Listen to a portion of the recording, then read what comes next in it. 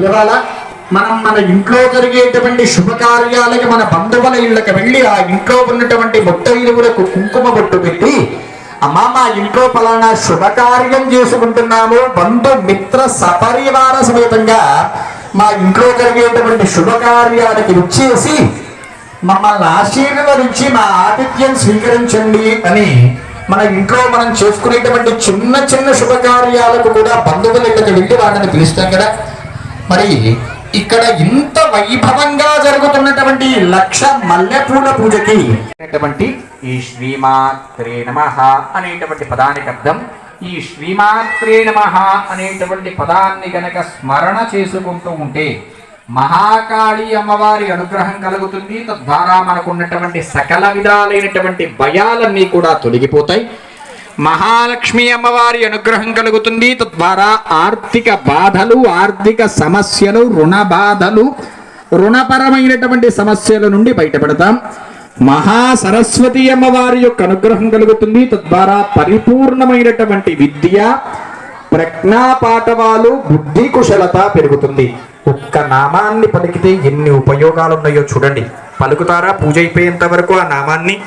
లేదంటే ఓం నూషాలమ్మ దేవతాయే నమః అని అనుకుంటూ అయినా అనుకోవచ్చు. తమలపాకుని అమ్మవారి మీద బోర్లించి పట్టుకుంటామా మనస్సులో ఓం శ్రీమాత్రే నమః, లేదంటే ఓం నూషాలమ్మ దేవ్యై నమః అని అనుకుంటూ ఉంటామా.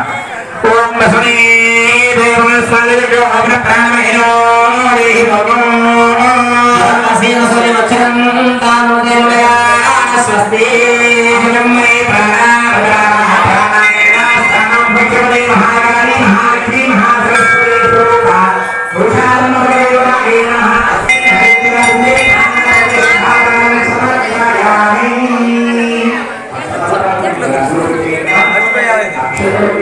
పెట్టుకుంటారు కదా. మిగతా 2 బొట్లు మొత్తం అమ్మవారి స్వరూపంగా గనక మనం ఆ పసుపు ముద్దను ఆరాధిస్తూ ఆ పసుపు ముద్దకి 5 బొట్లు పెట్టి ఆరాధించాలి. ఎప్పుడైతే మనం 5 బొట్లు పెడతామో అప్పుడు మాత్రమే ఆ పసుపు ముద్ద గౌరీ స్వరూపంగా మారుతుంది. కాబట్టి శిరస్సు మీద ముందు భాగంలో, వెనక భాగంలో, కుడి చేతి వైపు, ఎడమ చేతి వైపు మొత్తం 5 బొట్లు పెట్టేసేసి నమస్కారం చేసుకోండమ్మా.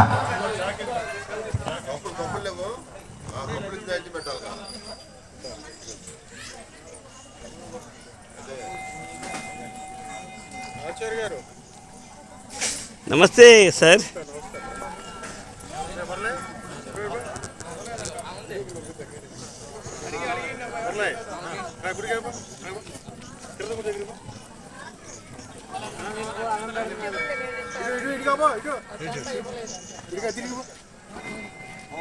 పసుపుతో తయారు చేసినటువంటి అమ్మవారికి 5 కుంకుమ బొట్లు పెట్టండమ్మా. తమలపాకు తీసుకొని, ఎందులో తమలపాకు తీసుకోవాలి? మనం కలశారాధన చేశాం కదా, ఆ గ్లాసులో తమలపాకు తీసుకొని అమ్మవారి స్వరూపంగా ఉన్నటువంటి ఆ గౌరమ్మ మీద బోర్లించి పట్టుకోవాలి. మనస్సులో ఓం శ్రీమాత్రే నమః ఏమనుకోవాలమ్మా? కొంచెం గట్టిగా, ఇంకొంచెం గట్టిగా.